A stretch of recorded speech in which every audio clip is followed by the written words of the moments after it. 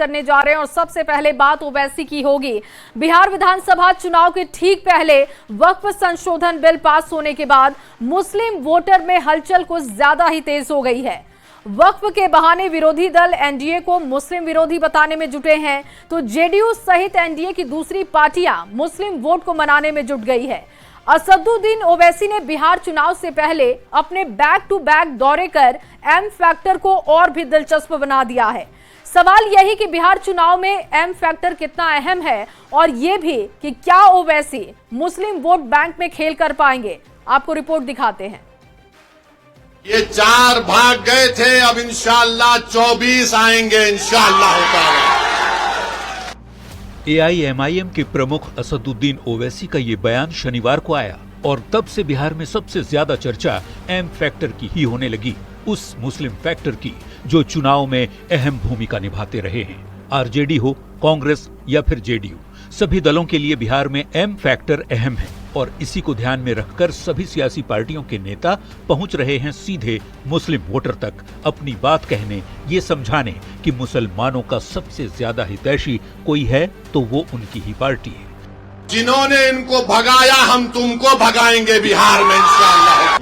बिहार विधानसभा चुनाव से पहले वक्फ संशोधन बिल के कानून बन जाने के बाद जेडीयू अपने मुस्लिम नेताओं को अल्पसंख्यक समाज के बीच जाकर उन्हें समझाने का टास्क सौंप रहा है। तभी निशाना लालू राबड़ी के शासनकाल पर जेडीयू के नेता लगा रहे हैं। न अपने यादव बिरादरी पर, न मुसलमानों पर, न दलितों पर, न पिछड़ों पर, न अति पिछड़ों पर किसी पर भरोसा नहीं था। उस लालू प्रसाद यादव जी ने 15 साल बिहार को किस हाल में रखा। सत्तारूढ़ एनडीए में मुस्लिम वोट बैंक को लेकर सबसे ज्यादा बेचैनी जेडीयू में है। ऐसे में लालू प्रसाद के कोर वोट बैंक माने जाने वाले मुस्लिम समाज को लेकर आरजेडी के नेता दूसरे दलों पर कुछ इस अंदाज में निशाना साध रहे हैं। राजद एक ऐसी वाहिद पार्टी है जिसने कभी भी सत्ता की परवाह नहीं की। आपने सुना होगा कि आदरणीय तेजस्वी यादव जी ने कहा कि सत्ता आए और जाए, हम उसकी परवाह नहीं करते। मुस्लिम वोटर को रिझाने के लिए ओवैसी से लेकर तमाम पार्टियां मैदान में कूद पड़ी हैं। बीजेपी भी मुस्लिम वोट बैंक पर राजनीति करने वाली पार्टियों पर निशाना साधकर मिशन एम और खासकर पसमानदा समाज में अपनी पैठ बनाने की कोशिश में जुटी है। मुस्लिम समाज के 80% पसमानदा समाज को मुख्य धारा में लाने के लिए तुष्टीकरण के आधार पर नहीं बल्कि सामाजिक न्याय के आधार पर सरकार प्रतिबद्ध है। बिहार में करीब 18% मुस्लिम वोटर हैं। सीमांचल में मुस्लिम आबादी लगभग 47% है। मुस्लिम वोट बैंक में सेंधमारी का डर महागठबंधन को सता रहा है। आरजेडी और कांग्रेस एआईएमआईएम को वोट कटवा होने का आरोप लगाते हैं। जाहिर है बिहार में मिशन एम पर राजनीति तेज हो गई है। बिहार की 18% मुस्लिम आबादी कई सीट पर हार जीत में निर्णायक भूमिका अदा कर सकती है। ऐसे में सवाल यही कि क्या ओवैसी मुस्लिम वोट बिगाड़ेंगे। न्यूज 18 के लिए पटना से आनंद अमृतराज के साथ ब्यूरो रिपोर्ट। और चलिए बात कर लेते हैं जातीय गणना पर हो रही सियासत की। चुनावी साल में जातीय गणना पर क्रेडिट लेने की सियासत जारी है। सम्राट चौधरी ने जातीय गणना का क्रेडिट लेने पर आरजेडी और कांग्रेस पर बड़ा हमला कर दिया। सम्राट चौधरी ने कांग्रेस और आरजेडी को लुटेरा बता दिया, जिसके बाद बिहार की सियासत का पारा हाई है।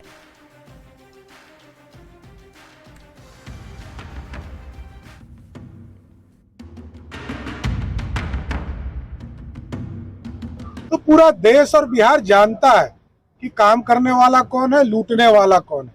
ये लोग लुटेरे हैं। चुनावी साल में बिहार में सियासी पारा हाई है। डिप्टी सीएम सम्राट चौधरी ने लालू प्रसाद और कांग्रेस पर बयान देकर एक बार फिर बिहार की सियासत को सुलगा दिया है। डिप्टी सीएम सम्राट चौधरी ने जातीय गणना पर तेजस्वी के दावों पर पलटवार करते हुए आरजेडी और कांग्रेस को लुटेरा बता दिया। सम्राट चौधरी ने कहा कि बिहार में जातीय गणना का श्रेय एनडीए को जाता है, तो केंद्र में भी एनडीए ने ये फैसला लिया है। और आज भी यदि देश में जातीय जनगणना का निर्णय लिया गया तो उस कैबिनेट में ना राहुल गांधी ना तेजस्वी यादव बैठे थे।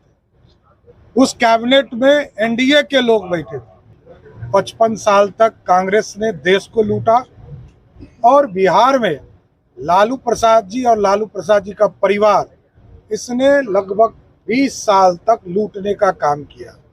तो पूरा देश और बिहार जानता है कि काम करने वाला कौन है, लूटने वाला कौन है।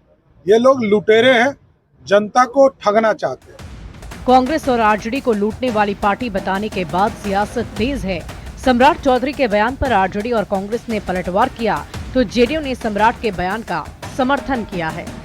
अगर आप अपने सरकार के कार्यकलाप और सरकार के द्वारा किए जा रहे भ्रष्टाचार और भ्रष्टाचार को सदाचार और शिष्टाचार का रूप और संगठित लूट और संगठित भ्रष्टाचार के संबंध में अगर बता दिए होते तो शायद आप सच और सच्चाई से रूबरू हो जाते हैं। भ्रष्टाचार में आकंठ तक डूबी हुई पार्टी से और आप क्या उम्मीद कर सकते हैं। सच्चाई ये है कि महागठबंधन की एकता को देखते हुए भारतीय जनता पार्टी के पांव के नीचे से जमीन खिसक गई है। अब वो बौखलाहट है। माननीय डिप्टी सीएम सम्राट चौधरी जी ने बिल्कुल ही सही कहा है कि इस राज्य के सबसे बड़े लुटेरे कांग्रेस और राजद रहा है। जिस प्रकार से कांग्रेस ने आजादी के बाद से लगातार 90 तक इस प्रदेश को लूटने का काम किया है, वही दूसरी ओर राजद का शासन आने के बाद राजद भी 15 वर्षों तक बिहार को लूटने का काम किया है। जातीय गणना पर क्रेडिट लेने की होड़ काफी तेज है। आरजेडी और कांग्रेस जातिगत जनगणना का श्रेय लेने में जुटी है और ऐसे में सम्राट चौधरी ने कांग्रेस और आरजेडी पर तीखा हमला कर बिहार की सियासत को सुलगा दिया है। न्यूज 18 के लिए मुजफ्फरपुर से प्रियांक सौरभ और पटना से रवीश नारायण की रिपोर्ट। और अब बात नीतीश के उस बयान की जिसे वो खुद कई बार दोहरा चुके हैं। बिहार के मुख्यमंत्री नीतीश कुमार बार बार ये दोहरा रहे हैं कि अब वो इधर उधर नहीं जाएंगे। महागठबंधन में जाकर उनसे बड़ी भूल हो गई, महागठबंधन में जाकर उन्होंने गलती कर दी। अब नीतीश के बयान के कई मायने निकाले जा रहे हैं, आपको रिपोर्ट दिखाते हैं। बीच में इधर उधर एक दो जगह कुछ हुआ, लेकिन कभी हम लोग इधर उधर कहीं नहीं जाएंगे। मौका था खेलो इंडिया यूथ गेम्स के उद्घाटन का। सीएम नीतीश जब कार्यक्रम का उद्घाटन करने मंच पर पहुंचे तो फिर एक बार उन्होंने अपने पुराने बयान को दोहराया और कहा वे अब इधर उधर नहीं जाने वाले। बीच में इधर उधर एक दो जगह कुछ हुआ, लेकिन कभी हम लोग इधर उधर कहीं नहीं जाएंगे। हम लोग यही रहेंगे साथ में, जो शुरू से थे। हमको बनाए कौन? वही ना बनाए, श्रद्धेय अटल बिहारी वाजपेयी जी, वही हमको बनाए थे। तो इसीलिए कभी हमरे पटिया में एक दूगो कुछ कर दिए, दो बार इधर उधर, वो कभी संभव नहीं है। 2024 में एनडीए में वापसी के बाद से सीएम नीतीश कुमार लगातार इस बात को दोहरा रहे हैं कि अब वो इधर उधर नहीं जाने वाले। इसे लेकर अब सियासत भी शुरू हो गई। आरजेडी सवाल उठा रहा है कि आखिर सीएम को बार बार ये बात दोहराने की नौबत क्यों पड़ रही है। बिहार की जनता को विश्वास ही नहीं हो पा रहा है। अब चाहे जितना ये सफाई दे दें, अब आदरणीय मुख्यमंत्री श्री नीतीश कुमार जी की विदाई तय है। अब तो बीजेपी का भय सता रहा है, इसलिए बार बार सफाई दे रहे हैं। अब बिहार की जनता को नहीं चाहिए पलटी मार सरकार, तेजस्वी सरकार चाहिए जो करेंगे नौकरी की भरमार। दरअसल सीएम नीतीश कुमार 2 बार एनडीए के खिलाफ जाकर महागठबंधन में शामिल हुए, फिर वापस एनडीए में आ गए।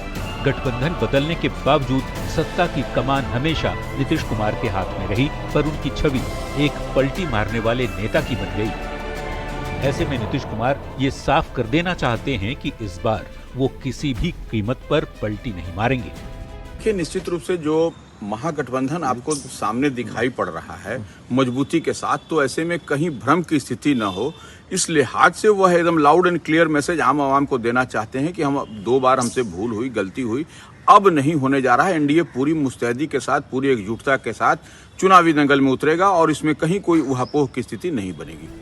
बिहार की सियासत में नीतीश कुमार की स्थिरता की कसम भी एक बड़ा मुद्दा बन चुकी है। भले ही विपक्ष इस पर सवाल खड़े कर रहा है, पर सीएम नीतीश कुमार ये कड़े लहजे में साफ कर चुके हैं कि वे अब न इधर जाएंगे न उधर। न्यूज 18 के लिए पटना से संवाददाता विनीता मिश्रा के साथ अमित कुमार की रिपोर्ट। तो एक तरफ नीतीश कुमार ने बयान दिया तो दूसरी तरफ इधर उधर वाले उनके बयान पर तेजस्वी यादव ने हमला कर दिया। तेजस्वी यादव ने कहा कि जब नीतीश कुमार का खुद पर कंट्रोल नहीं, नीतीश कुमार की नहीं चल पा रही, कोई उन्हें इधर से उधर लेकर चला जाता है, तो फिर वो बिहार कैसे चला रहे हैं। इसका जवाब भी दे। यही कहते कि हमको जो है फलना लेके चले गए, फलना लेके चले गए। तो जब मुख्यमंत्री खुद ही प्रमाणित कर रहे हैं कि उनकी नहीं चलती है, कोई उनको लेके चला जाता है इधर तो उधर चले जाते हैं, कोई उधर लेके चला जाता है तो उधर लेके चले जाते हैं। तो खुद को अपने आप को प्रमाणित कर रहे हैं मुख्यमंत्री कि अब वो खुद ही नहीं चल पा रहे हैं अपने मन से, तो वो बिहार कौन चला रहा है? सबसे बड़ा तो सवाल मुख्यमंत्री ने खुद के ही वक्तव्य में ही जो है प्रश्न जो है छोड़ दिया है कि भाई जो खुद पे जिसका कंट्रोल ना हो, इतना बड़ा गठबंधन का डिसीजन, सरकार बदलने का डिसीजन अगर वो नहीं ले रहे, कोई भी लेकर के चला जा रहा है, तो समझे बिहार कैसे चल रहा है। और अब बात करेंगे पीके के बयान की। जनसुराज के प्रमुख प्रशांत किशोर ने तेजस्वी यादव पर निशाना साधते हुए उनके विधानसभा क्षेत्र को लेकर सवाल खड़े किए। पीके ने तेजस्वी के क्षेत्र को सबसे पिछड़ा बता दिया। पीके ने कहा कि देश के किसी भी सीएम और डिप्टी सीएम के क्षेत्र की तुलना में सबसे पिछड़ा क्षेत्र राघोपुर है। प्रशांत किशोर के राघोपुर वाले वार पर अब सियासी पलटवार जारी है। आज भी वहां पर 6 महीने लोग नाव से और पीपा पुल से ही चल रहे हैं। तेजस्वी यादव बिहार की जनता से अपने लिए एक और मौका मांग रहे हैं। तेजस्वी वादा कर रहे हैं कि वो बिहार में विकास और नौकरी की बहार लेकर आएंगे, पर जनसुराज के संयोजक प्रशांत किशोर ने उनके विकास मॉडल पर ही सवाल खड़ा कर दिया। पीके ने कहा कि देश के किसी भी सीएम और डिप्टी सीएम के क्षेत्र की तुलना में सबसे पिछड़ा क्षेत्र राघोपुर है। राघोपुर जहां से कि मुख्यमंत्री उप मुख्यमंत्री आज वर्षों से बनते आ रहे हैं, आज भी वहां पर 6 महीने लोग नाव से और पीपा पुल से ही चल रहे हैं। और ये लोगों का दुर्भाग्य है, बिहार के का दुर्भाग्य है कि ऐसे क्षेत्र में लोग जहां अपने बच्चे अपने परिवार का कष्ट भूलकर फिर चुनाव होगा तो उसी जाति के नाम पर वोट दे देते हैं। भाई आपके घर में किसी महिला को प्रसव पीड़ा हो जाए राघोपुर में, तो कोई जाति कोई नेता बचाने नहीं आएगा, उसको पीपा पुल पर ही आना पड़ेगा, उसको नाव से ही आना पड़ेगा। दरअसल राघोपुर दियारा इलाके में पड़ता है, जहां बारिश के मौसम में आने जाने का रास्ता बंद हो जाता है। ऐसे में पीपा पुल राघोपुर के लोगों का सहारा बनता है। इसी पीपा पुल को लेकर पीके ने तेजस्वी को घेरा तो उनके बयान पर सियासी बवाल मच गया। तेजस्वी जब भी किसी क्षेत्र का प्रतिनिधित्व करेंगे, वो क्षेत्र विकास के आंकड़ों में सबसे पिछड़ा क्षेत्र रहेगा, क्योंकि वो लालू के लाल हैं। आप भारतीय जनता पार्टी और जनता दल यू नेताओं से पूछिए कि 20 सालों में बिहार का किस तरह से विकास हुआ है। बिहार में जिस तरह से नीति आयोग की रिपोर्ट आया, उसमें स्पष्ट रूप से सामने आया है कि शिक्षा के क्षेत्र में, चिकित्सा के क्षेत्र में बिहार फिसड्डी राज है। राजनीतिक स्वामी भक्ति उन्हें करनी पड़ेगी। जिस दल ने उन्हें बिहार में भेजा है, उस दल के लिए स्वामी भक्ति दिखाने के लिए वो ऐसे बयान दे रहे हैं। राघोपुर विधानसभा क्षेत्र सचमुच खास है। दो मुख्यमंत्री लालू जी और राबड़ी जी इसका नेतृत्व कर चुके हैं। उप मुख्यमंत्री रह चुके तेजस्वी यादव जी इसका नेतृत्व कर रहे हैं। लेकिन उस विधानसभा क्षेत्र की अद्यतन स्थिति क्या है, सबको मालूम। पीके के बयान के बाद सियासी माहौल गर्मा गया है। बिहार की जनता से मौका मांगने वाले तेजस्वी यादव के सामने पीके ने उन्हें मौका देने वाले राघोपुर क्षेत्र की तस्वीर रख दी है। अब देखना ये होगा कि सियासी बवाल का असर बिहार की राजनीति पर क्या पड़ता है। न्यूज़ 18 के लिए संवाददाता राजीव विमल और संजय कुमार की रिपोर्ट। और वहीं आरजेडी के मुख्य प्रवक्ता शक्ति यादव ने नीतीश सरकार पर गंभीर आरोप लगाए। शक्ति यादव का आरोप है कि बिहार की सरकार भ्रष्टाचारियों को बचाने की कोशिश कर रही है, जिस पर बयानबाजी हो रही है।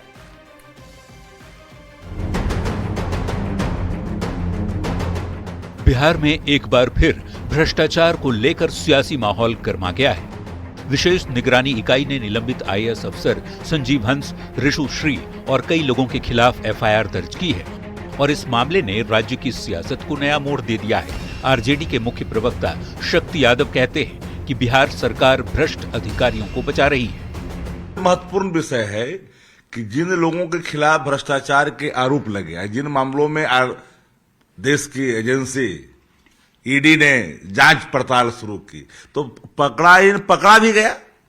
अरे तारनी दास तक को पकड़ा पैसा ना भाई, उसका नाम तक जिक्र किया गया है, इसमें कहीं है जिक्र, बताइए। और अन्य लोगों का बात की गई है। लोकसभा का होते हैं क्या? ये किसको बेवकूफ बना रही है बिहार की सरकार? भ्रष्टाचार के मामले में संरक्षण की जो भूमिका अदा कर रहे हैं नीतीश कुमार जी अचेतता के बावजूद भी। शक्ति यादव के आरोप पर जेडीयू ने जवाब देने में देर नहीं की। जेडीयू के मुख्य प्रवक्ता नीरज कुमार ने कहा कि बिहार सरकार भ्रष्टाचारी को न बचाती है न फंसाती है। यदि आरजेडी के पास कोई सबूत है तो वो ईडी और एसबीयू को दे दे। भ्रष्टाचारी को हम बचाते हैं और राष्ट्रीय जनता दल जिसके राष्ट्रीय अध्यक्ष ही भ्रष्टाचार के मामले में सजायाफ्ता हों, वो प्रवचन दे रहे हैं। राष्ट्रीय जनता दल को चिंता अगर ज्यादा इस बात का है तो कोई रोक रहा है? बेल के लिए आवेदन दीजिएगा कोर्ट में। अब विशेष निगरानी इकाई को अगर साक्ष्य तो नहीं दीजिएगा, ईडी को प्रपत्र नहीं लिखिएगा। इसलिए राजनैतिक बयान देने से महत्वपूर्ण यह है कि भ्रष्टाचार के सवाल पर जो ही जानकारी मिली, निर्मोही तरीके से राज्य सरकार के विशेष निगरानी इकाई ने मुकदमा दर्ज कर दिया। बीजेपी ने भी बिहार की डबल इंजन सरकार में भ्रष्टाचार को लेकर जीरो टॉलरेंस का दावा किया, तो कांग्रेस ने जांच एजेंसियों पर ही सवाल खड़े कर दिए। राजद के द्वारा लगाया गया यह आरोप निराधार और राजनीति से प्रेरित है। बिहार में उनकी अपनी भ्रष्टाचार और कुप्रशासन की विरासत से ध्यान भटकाने का यह एक हताश प्रयास है। एनडीए हमेशा पारदर्शिता, जवाबदेही और भ्रष्टाचार पर जीरो टॉलरेंस की नीति के लिए जानी जाती है। जिन अधिकारियों के पास से पैसे पकड़ाए हैं उनका नाम लेकर उस रिपोर्ट में लिखा है, लेकिन एफआईआर में उन लोगों का नाम क्यों गायब है, अन्य अधिकारी क्यों कर दिया गया है, जबकि डिटेल में ईडी ने उनका नामों का दर्ज उसमें वर्णन किया है कि किस अधिकारी के पास से कितने पैसे कब मिले हैं छापा के दौरान।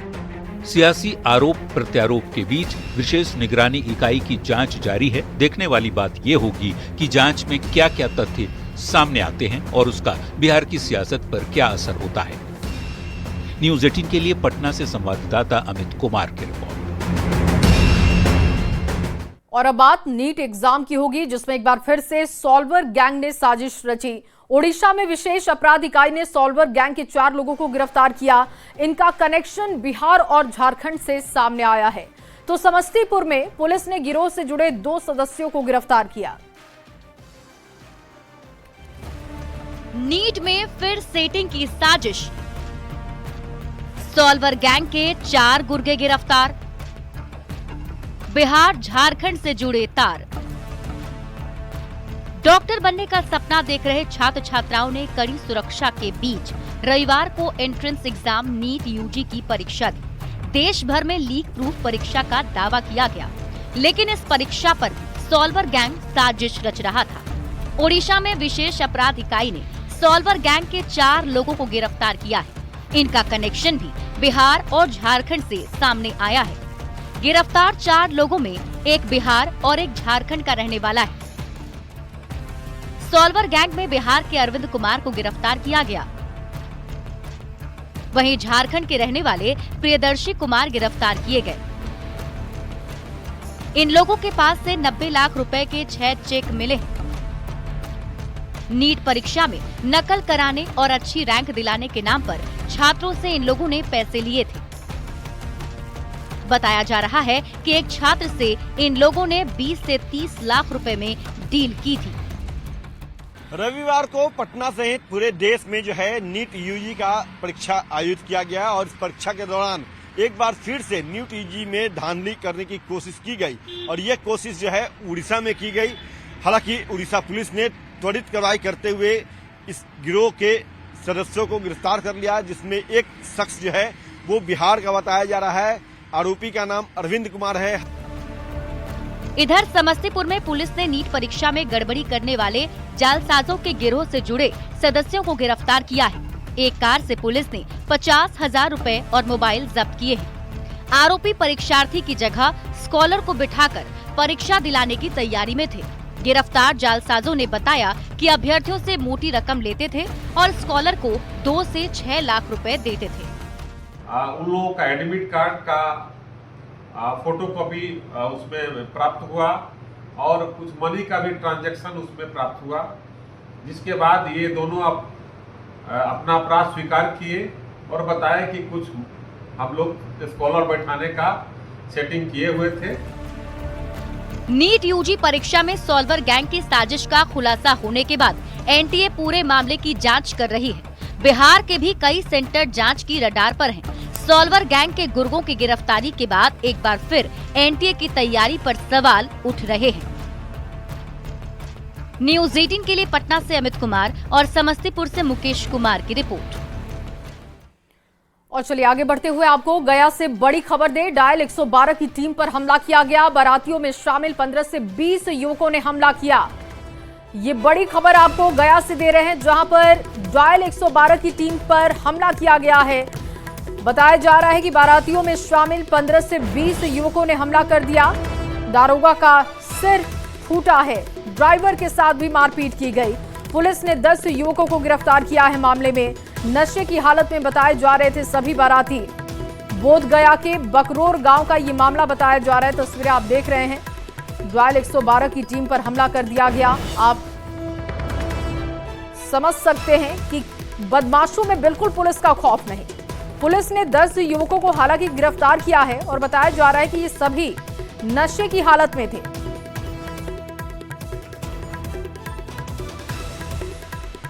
लगे तो हम देखे पीछे से भागल जा रहा पीछा करके 15-20 को लड़कन दौड़ गया तो आगे गली में हम हिल गए कि गली में बच जाएंगे, आगे उधर गली होगा।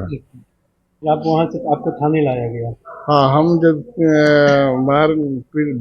मारने पीटने के छटपटा के उठे तो कोशिश किए कि औरत लोग ग्रामीण देख रही थी, कुछ नहीं बोल रहे थे। उसके बाद में कहा कि केवाड़ी गेटवा पर खड़ी सी जबरदस्ती घुस के हम केवाड़ी लगा के हम इन हो गए। और चलिए आगे बढ़ते हुए फिर से एक बार बात सियासत की खबरों की करते हैं। जेडीयू विधायक गोपाल मंडल ने एक बार फिर विवादित बयान दे दिया। गोपाल मंडल ने यादव जाति को ढीठ बता दिया। भागलपुर के नौगछिया में दुकानदार विनय गुप्ता मर्डर मामले में जेडीयू विधायक ने मर्डर का आरोप बबलू यादव पर लगा दिया और कहा कि सरकार नीतीश कुमार की है, लेकिन वर्चस्व यादव जाति की है।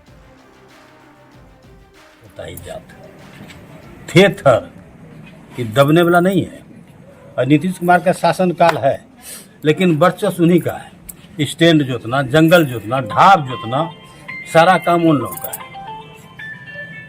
हम लोग ऐसा ही पड़ा हुआ है।